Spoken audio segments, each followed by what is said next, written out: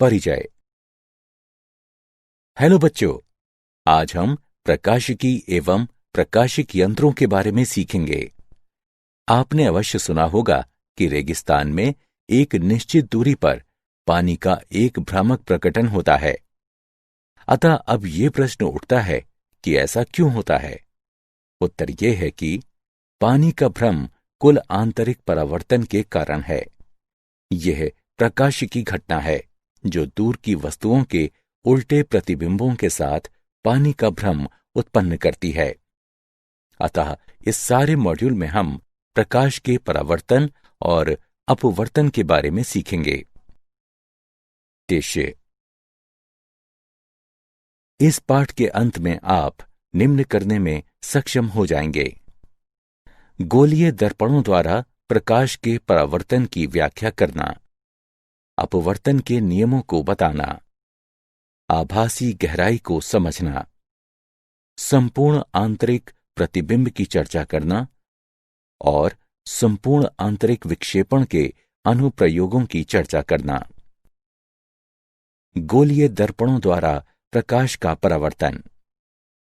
परावर्तन आपतित किरण और परावर्तक पृष्ठ पर अभिलंब के बीच के कोण को आपतन कोण कहा जाता है। परावर्तित किरण और परावर्तक पृष्ठ पर अभिलंब के बीच के कोण को परावर्तन कोण कहा जाता है।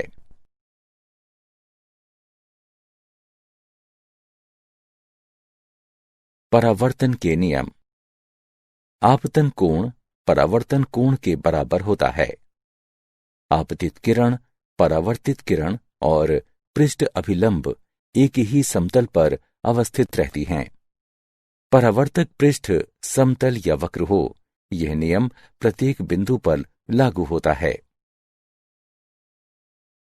गोलीय दर्पण। गोलीय सतह के एक भाग से बने दर्पण को गोलीय दर्पण कहा जाता है। दो प्रकार के गोलीय दर्पण होते हैं: अवतल दर्पण और उत्तल दर्पण। गोलीय दर्पण जिसमें प्रकाश इसके अंदर अवतल सतह से परावर्तित होता है, उसे अवतल दर्पण कहा जाता है। गोलीय दर्पण जिसमें प्रकाश इसके बाहरी उत्तल सतह से परावर्तित होता है, उसे उत्तल दर्पण कहा जाता है। गोलीय दर्पण की त्रिज्या r वक्रता की होती है और इसकी वक्रता का केंद्र बिंदु C पर स्थित होती है। एक गोलीय दर्पण के ज्यामितीय केंद्र P को ध्रुव कहा जाता है। ध्रुव और गोलीय दर्पण के वक्रता के केंद्र को जोड़ने वाली रेखा को मुख्य अक्ष कहा जाता है। चिन्ह परिपाटी। आपतित किरण की दिशा में नापी गई दूरियों को धनात्मक माना जाता है और जिनको विपरीत नापा जाता है उनको ऋणात्मक माना जाता है। ऊपर की ओर मापित ऊंचाइयों को धनात्मक और अधोमुखी मापित को ऋणात्मक माना जाता है। गोलीय दर्पणों की फोकल दूरी। जो किरणें एक गोलीय दर्पण के मुख्य अक्ष के निकट गमन करती हैं और इसके साथ छोटे कोण बनाती हैं, उनको पैराऑक्सियल यानी उपाक्षीय किरणें कहा जाता है। बिंदु F को दर्पण का मुख्य फोकस कहा जाता है। ध्रुव और फोकस के बीच FP दूरी को गोलीय दर्पण की फोकल दूरी कहा जाता है, जिसको F द्वारा निरूपित किया जाता है। फोकल दूरी और वक्रता त्रिज्या के बीच संबंध। अवतल दर्पण द्वारा बनाए गए प्रतिबिंब। जब वस्तु बिंदु C से परे है तो प्रतिबिंब होगा C और F के बीच में, वास्तविक और उल्टा, वस्तु से छोटा।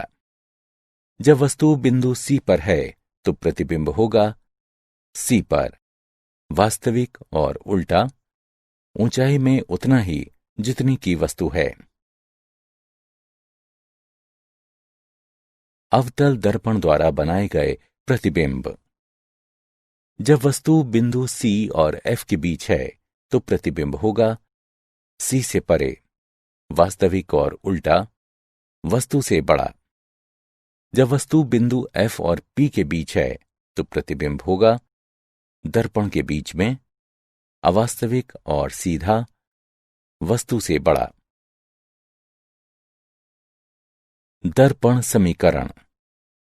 दिया गया चित्र एक वस्तु AB और उसके प्रतिबिंब A-B- को दर्शाता है, जो फोकल दूरी F के अवतल दर्पण से बना है। MP पैराएक्सियल किरणों के लिए CP पर एक सीधी रेखा को लंब रूप में लिया जा सकता है। तब दो समकोणीय त्रिकोण A-B' और MVF एक समान हैं, ताकि A-B' बटे MP बराबर B' बटे FP बराबर B' घटा FP बटे FP। चूंकि MP बराबर AB, तो हम लिख सकते हैं A' बटे AB बराबर B' घटा FP बटे FP। इसका एक नाम रखें। चूंकि कोण APB बराबर कोण A'-PB' समकोणीय कोण ABP और A'-B' भी एक समान हैं, ताकि A'-B' बटे AB बराबर B'-P बटे BP। इसका दो नाम रखें। समीकरण 1 और 2 की तुलना करने से हम पाते हैं B'-P घटा FP बटे FP बराबर B'-P बटे BP। इसका नाम 3 रखें। चिन्ह परिपाटी को लागू करने पर हमको मिलता है वस्तुओं की दूरी BP बराबर घटा U, प्रतिबिंब की दूरी B'-P बराबर घटा V, फोकल दूरी FP बराबर घटा F। इसलिए समीकरण 3 को घटा V घटा का घटा F बटे घटा F बराबर घटा V बटे घटा U तक कम किया जा सकता है, या 1 बटे V जमा 1 बटे U बराबर 1 बटे F। इस समीकरण को दर्पण समीकरण के रूप में जाना जाता है। रैखिक आवर्धन M। वस्तु H की ऊंचाई के साथ प्रतिबिंब H' की ऊंचाई का अनुपात M बराबर H' बटे H। दिए गए प्रतिबिंब के लिए रैखिक आवर्धन घटा V बटे U है। उदाहरण: 10 सेंटीमीटर के एक अवतल दर्पण के सामने एक वस्तु को रखा गया है। अगर इसका प्रतिबिंब दर्पण के सामने 20 सेंटीमीटर की दूरी पर है, तो वस्तु की स्थिति क्या होनी चाहिए? हल: दिया गया है F बराबर घटा 10 सेंटीमीटर, V बराबर घटा 20 सेंटीमीटर। 1 बटे V जमा 1 बटे U बराबर 1 बटे F। 1 बटे U बराबर 1 बटे F घटा 1 बटे V। 1 बटे U बराबर 1 बटे घटा 10 घटा 1 बटे घटा 20। इसका तात्पर्य है 1 बटे U बराबर घटा 1 बटे 10 जमा 1 बटे 20। 1 बटे U बराबर घटा 2 जमा 1 बटे 20। U बराबर घटा 20 सेंटीमीटर, यानी कि दर्पण के सामने वस्तु को 20 सेंटीमीटर की दूरी पर होना चाहिए।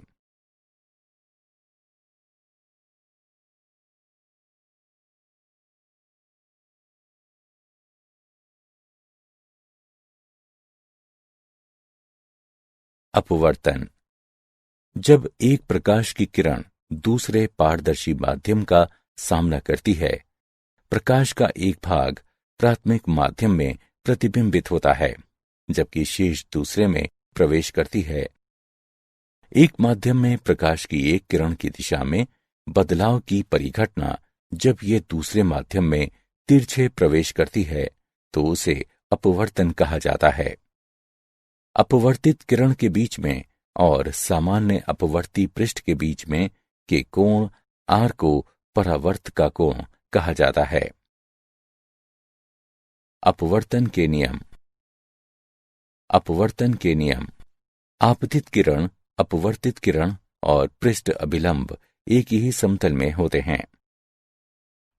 आपतन कोण I के साइन का अनुपात और अपवर्तन कोण R का साइन माध्यम के एक दिए गए जोड़े के लिए स्थिरांक है।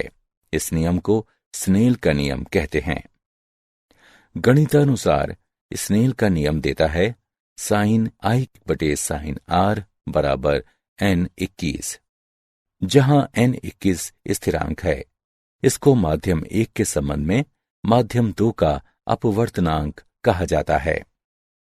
अगर n21 बड़ा है 1 से तो अपवर्तित किरण अभिलंब की ओर झुक जाती है।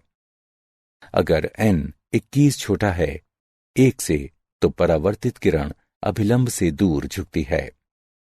एक माध्यम का अपवर्तनांक जितना ऊंचा होगा, प्रकाशिकीय स्तर पर वो उतना ही घना होगा।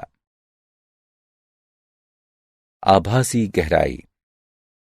अपवर्तन के कारण वस्तु दूसरे माध्यम जैसे पानी में उठती हुई मालूम होती है। पूर्ण आंतरिक परावर्तन। जब प्रकाश की एक किरण सघन से विरल माध्यम में परिधि पर आपतित होती है, ये अभिलंब से दूर मुड़ जाती है। आपतन कोण में बढ़ोतरी के साथ अपवर्तन कोण बढ़ता है। सघन माध्यम में किसी निश्चित आपतन कोण के लिए विरल माध्यम में तत्संबंधी अपवर्तन कोण 90 डिग्री होता है। इस विशेष आपतन कोण जिसके लिए तत्संबंधी अपवर्तन कोण 90 डिग्री है, इसको एक क्रांतिक कोण कहा जाता है, जो C द्वारा निरूपित किया जाता है। अगर आपतन कोण क्रांतिक कोण से परे बढ़ता है, परावर्तन के नियमों का पालन करते हुए आपतित किरण सघन माध्यम में वापस आ जाती है। इस परिघटना को पूर्ण आंतरिक परावर्तन कहा जाता है।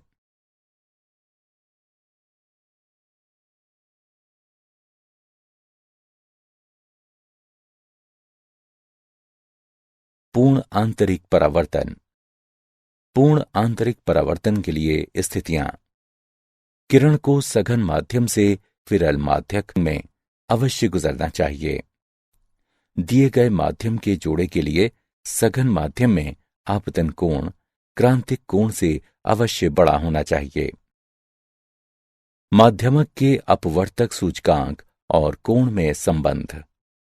अगर ND और NR सघन और विरल माध्यक क्रमानुसार अपवर्तक सूचकांक हैं, तब स्नेल के नियम से साइन I बटे साइन R बराबर NR बटे ND।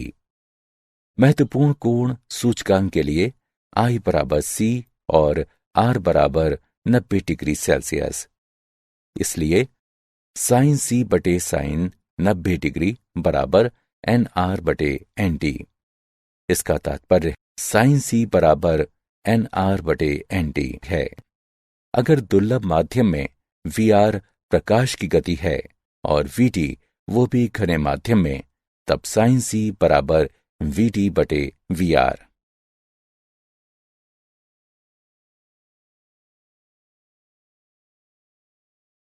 प्रकृति में पूर्ण आंतरिक परावर्तन और इसके तकनीकी अनुप्रयोग। मृग तृष्णा। रेगिस्तानों में कभी कभी एक व्यक्ति एक पेड़ का उल्टा प्रतिबिंब देखता है, जो पेड़ के निकट एक तालाब की मिथ्या धारणा देता है। इसे मृग तृष्णा कहते हैं। हीरों की जगमगाहट। हीरा हवा इंटरफेस के लिए क्रांतिक कोण बहुत छोटा होता है, लगभग 24.4 डिग्री। जब बाहरी स्रोत से प्रकाश अच्छी तरह से कटे हीरे में प्रवेश करता है, हीरा अपने अंदर अनेक पूर्ण आंतरिक परावर्तनों को झेलता है। जब किसी पृष्ठ पर आपतन कोण 24.4 डिग्री से कम होता है, केवल तब अपवर्तन हो सकता है। इस प्रकार हीरे में सभी दिशाओं से प्रवेश करने वाला प्रकाश किन्हीं दिशाओं से बाहर निकलता है। इसलिए इन दिशाओं से देखने पर हीरा जगमगाता नजर आता है।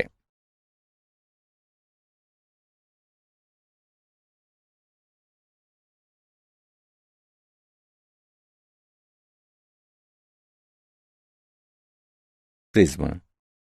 जब किसी प्रिज्म के अपवर्ती पृष्ठ पर एक किरण अभिलंब रूप में आपतित होती है, वो बिना मुड़े गुजरती है और कांच इंटरफेस पर 45 डिग्री के कोण पर आपतित होती है, जो 42 डिग्री के क्रांतिक कोण से बड़ा होता है, और इस प्रकार पूर्ण आंतरिक परावर्तन होता है।